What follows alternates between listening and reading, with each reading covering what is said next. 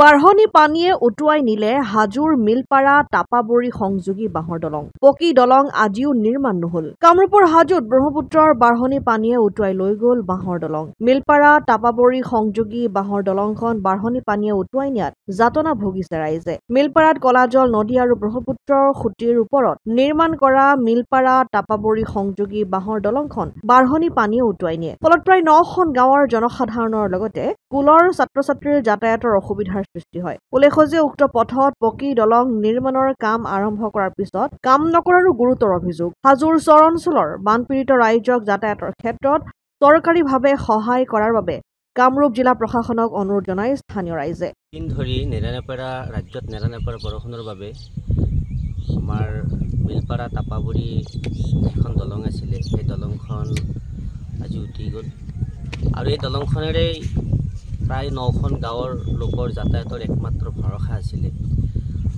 আৰু এই বাঁহৰ দলং হ'লেও আমাৰ বাবে পকী দলঙৰ সমতুল্য আছিলে। গতিকে এই দলংখন নদীয়ে যেতিয়া উটুৱাই নিছে, আমাৰ এই অঞ্চলৰ ৰাইজৰ যাতায়াতৰ ক্ষেত্ৰত সাংঘাতিকভাৱে অসুবিধাৰ সৃষ্টি হ'ব। তাতকৈ আটাইতকৈ বিশেষভাৱে সৃষ্টি হ'ব ছাত্ৰ ছাত্ৰীৰ ক্ষেত্ৰত। 1000ৰ অধিক ছাত্ৰ ছাত্ৰী আপোনাৰ আহি ৰামদিয়া কলেজ এইফালে যিখিনি শিক্ষা অনুষ্ঠান আছে তাতে অধ্যয়ন কৰে, তেওঁলোকৰ ক্ষেত্ৰত সাংঘাতিকভাৱে কষ্ট হ'ব। গতিকে অসম চৰকাৰে যিহেতু ইয়াত এটা পকী দলঙৰ ইতিমধ্যে চেংচন দিছে, মিলপাৰা টাপাবৰী পাৰঘাটৰ যি কলাজল নদীৰ ওপৰত দলংখন আমি দেখিবলৈ পাইছোঁ যিগৰাকী ঠিকাদাৰে লেহেম গতিত কাম আৰম্ভ কৰিছে। এতিয়া যিহেতু প্ৰতিকূল বতৰ, এতিয়া সম্ভৱ নহয়।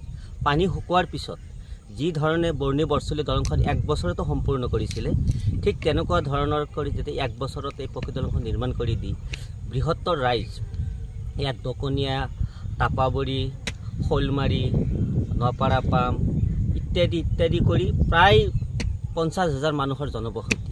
ইয়াত 20,000ৰ অধিক মানুহ দৈনিক পাৰাপাৰ হ'ব লগা হৈছে। গতিকে এইখন দলং অত্যন্ত জনসাধাৰণৰ কাৰণে জৰুৰী।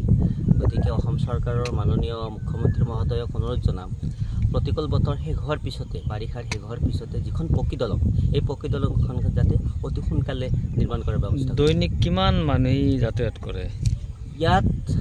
আপুনি যদি লক্ষ্য কৰে, য'ত 1000গৰাকী ছাত্ৰ ছাত্ৰী পাৰ হয়, তাতে 10,000ৰ অধিক মানুহ ইয়াত মানে চলাচল কৰে। আৰু এতিয়া যিহেতু নাৱৰ ব্যৱস্থা হ'ব, নাৱৰ ব্যৱস্থা হোৱাৰ লগে লগে মানুহৰ জীৱনৰ প্ৰতি ভাবুকি আহিব।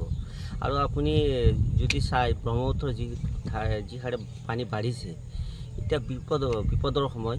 গতিকে আমি জিলা প্ৰশাসন তথা হাজো চাৰ্কল বিষয়া মহোদয়কো অনুৰোধ জনাম, যিহেতু এই চৰ অঞ্চলৰ মানুহখিনি সাংঘাতিকভাৱে অসুবিধাত পৰিছে, ইয়াত পশুধনো সাংঘাতিকভাৱে অসুবিধাত পৰিছে, তেখেতসকলক যে চৰকাৰীভাৱে সা সুবিধাৰ কাৰণে এটা ব্যৱস্থা কৰে, তাৰ বাবেও আজি অনুৰোধ জনাইছোঁ।